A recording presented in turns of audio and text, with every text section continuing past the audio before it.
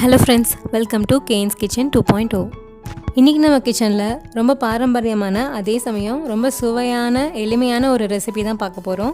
கேழ்வரகு அடை. கேழ்வரகில் calcium, protein, ஃபைபர்னு எக்கச்சக்கமான சத்துக்கள் இருக்குது. குறிப்பாக வெயிட் லாஸ் பண்ணணும்னு நினைக்கிறவங்களுக்கு இது ஒரு அருமையான உணவு. வாரத்தில் இருமுறையாவது இந்த உணவை எடுத்துக்க முயற்சி பண்ணுங்கள். சரி, வாங்க வீடியோக்குள்ளே போகலாம். அதுக்கு முன்னாடி நம்ம சேனலை சப்ஸ்கிரைப் பண்ணாதவங்க சப்ஸ்கிரைப் பண்ணிக்கோங்க. கூடவே பக்கத்தில் இருக்க பெல் பட்டன் அழுத்திட்டு அதில் ஆல் என்ற ஆப்ஷனை செலக்ட் பண்ணிக்கோங்க. அப்போ தான் நாங்கள் போடுற ரெசிபீஸ்லாம் உங்களுக்கு இன்ஸ்டண்ட்டாக வரும். கேழ்வரகு அடை பண்ணுறதுக்கு தேவையான பொருட்கள்: கேழ்வரகு மாவு ஒரு 300 கிராம், தாளிக்கிறதுக்கு கடுகு கொஞ்சம், கடலைப்பருப்பு, கருவேப்பிலை, மிளகா. நான் ஊறுகாய் மிளகா எடுத்திருக்கேன். இது மோர் மிளகான்னு சொல்லுவாங்க. நீங்கள் வேணும்னா காஞ்ச மிளகா கூட 3 எடுத்துக்கலாம். மிளகாவை சின்ன சின்னதாக பிச்சு வச்சுருக்கேன் தாளிக்கிறதுக்காக. 2 மீடியம் சைஸ் வெங்காயம் பொடி பொடியாக நறுக்குனது, 2 கைப்பிடி அளவு முருங்கைக்கீரை. இது முடக்கத்தான் கீரை யூஸ் பண்ணியும் பண்ணுவாங்க. நம்ம இன்றைக்கி முருங்கைக்கீரை யூஸ் பண்ணி பண்ணுறோம். கீரையோட அளவு ஜாஸ்தியாக எடுத்துக்கிட்டோன்னா அடையோட டேஸ்ட் ரொம்பவே சூப்பராக இருக்கும். அப்புறம் கேழ்வரகு மாவோட லைட்டாக கலந்து பிசைஞ்சிக்கிறதுக்காக கொஞ்சம் மிளகாத்தூள், கொஞ்சம் உப்பு.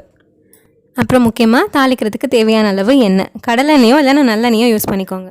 ஃபஸ்ட்டு நம்ம எடுத்து வச்சுருக்க கேழ்வரகு மாவில் ஒரு 1/2 ஸ்பூன் அளவுக்கு மிளகாத்தூள், 1/2 ஸ்பூனை விட கொஞ்சம் கம்மியாக உப்பு சேர்த்துட்டு நல்லா கிளறி வச்சுக்கலாம். நெக்ஸ்ட்டு நாம் வெங்காயம், கீரையெல்லாம் வதக்கி எடுத்துக்கலாம். அதுக்கு ஒரு பாத்திரம் வச்சுக்கோங்க.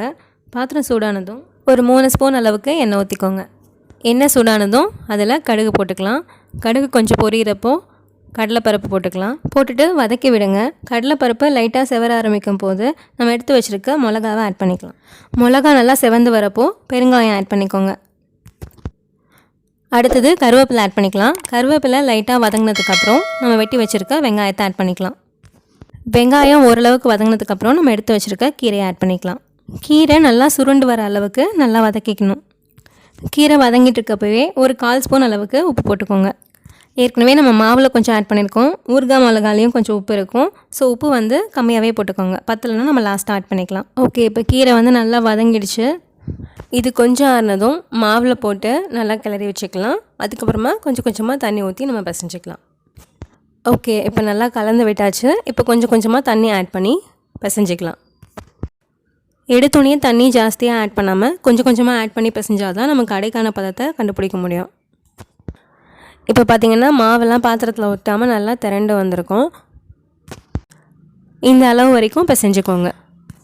அவ்வளோதாங்க. இப்போ மாவு ப்ரிப்ரேஷன் ரெடி. இதை நல்லா பெரிய பெரிய உருண்டைகளாக பிரித்து வச்சுக்கலாம். நம்ம கை அளவுக்கு பெரிய உருண்டைகளாக எடுத்துக்கலாம். அப்போ தான் அடை தட்டுறதுக்கு உங்களுக்கு ஈஸியாக வரும். இன்றைக்கி நம்ம எடுத்துருக்க மாவோட அளவில் 8லேருந்து 9 அடை வரைக்கும் வரும். நான் கேழ்வரகு மாவு இந்த கப் அளவுக்கு ஃபுல்லாக எடுத்திருந்தேன். இதே அளவில் தண்ணி ஆட் பண்ணுறப்போ எனக்கு இந்த கப்லேயே கொஞ்சம் தண்ணி மீறுது. ஸோ தண்ணி நமக்கு அதிகமாகலாம் செலவாகாது. ஓகே, இப்போ நம்ம அடையை தோசைக்கல்லில் தட்டி எடுத்துடலாம். தோசைக்கல்லில் ஃபுல்லாக எண்ணெய் தடவிட்டு அதுக்கு ஆயிரம் வரைக்கும் வெயிட் பண்ணலாம். உள்ளங்கையில் லைட்டாக எண்ணெய் தடவிட்டு நம்ம எடுத்து வச்சுருக்க உருண்டைகளை கையில் வச்சு லேசாக அழுத்தி விடுங்க. ஓரளவுக்கு பெருசானதும் அதை எடுத்து தோசைக்கல்லில் போட வேண்டியதான். தோசைக்கல்லே போட்டுட்டு இன்னும் கொஞ்சம் அழுத்தி விடுங்க. பொறுமையாகவே நல்லா அழுத்தி விடுங்க. இன்கேஸ் மாவு கையில் லேசாக ஒட்டுற மாதிரி இருந்துச்சுன்னா லேசாக தண்ணி தொட்டுட்டு அழுத்தி விட்டிங்கன்னா உங்களுக்கு ஒட்டாமல் வரும். ஓகே, இப்போ இதில் சுற்றி கொஞ்சமாக எண்ணெய் ஊற்றிட்டு மூடி போட்டு மூடி வச்சிடலாம். மூடி போட்டு ஒரு 1/2 மினிட்குள்ளே நீங்கள் எடுத்து பார்த்தீங்கன்னா கலர் நல்லா ப்ரௌன் கலராக சேஞ்ச் ஆகிருக்கும். அந்த மாதிரி கலர் வந்தோடனே நம்ம திருப்பி போட்டுக்கலாம். திருப்பி போட்டு அகைன் மூடி போட்டு மூடி வச்சுருங்க. அதே மாதிரி 1/2 மினிட்குள்ளே இந்த பக்கமும் உங்களுக்கு குக் ஆகிடும். 2 பக்கமும் நல்லா ப்ரௌன் கலர் ஆனதுக்கப்புறம் எடுத்து சர்வ் பண்ண வேண்டியதான். அவ்வளோதாங்க, நம்மளோட சத்தான கேழ்வரகு அடை ரொம்ப சூப்பராக ரெடி ஆகிடுச்சு. இது கூட தேங்காய் சட்னி வச்சு சாப்பிட்டோன்னா ரொம்பவே நல்லாயிருக்கும். சட்னி இல்லாமல் சாப்பிட்டா கூட ரொம்பவே சூப்பராக இருக்கும். இந்த சத்தான ரெசிப்பியை உங்கள் வீட்டில் ட்ரை பண்ணி பாருங்கள். சமைக்கிறப்போ இரும்பு தோசைக்கல் அந்த மாதிரி இருந்தால் யூஸ் பண்ணிக்கோங்க. ஏன்னா அது இன்னும் நமக்கு அயன் சத்தை அதிகப்படுத்தி கொடுக்கும். இந்த ரெசிபி உங்களுக்கு பிடிச்சிருந்துச்சுன்னா கண்டிப்பாக லைக் பண்ணுங்கள், கமெண்ட் பண்ணுங்கள், உங்கள் ஃப்ரெண்ட்ஸ் அண்ட் ஃபேமிலி கூட ஷேர் பண்ணிக்கோங்க. மறக்காமல் கேன்ஸ் கிச்சன் 2.0க்கு சப்ஸ்கிரைப் பண்ணுங்கள். இன்ஸ்டன்ட் நோட்டிஃபிகேஷன்ஸ்க்கு பக்கத்தில் இருக்க பெல் பட்டனை செலக்ட் பண்ணிவிட்டு அதில் ஆல் என்ற ஆப்ஷனை செலக்ட் பண்ணிக்கோங்க. மீண்டும் ஒரு நல்ல ரெசிபியோடு உங்களை சந்திக்கிறேன். நன்றி.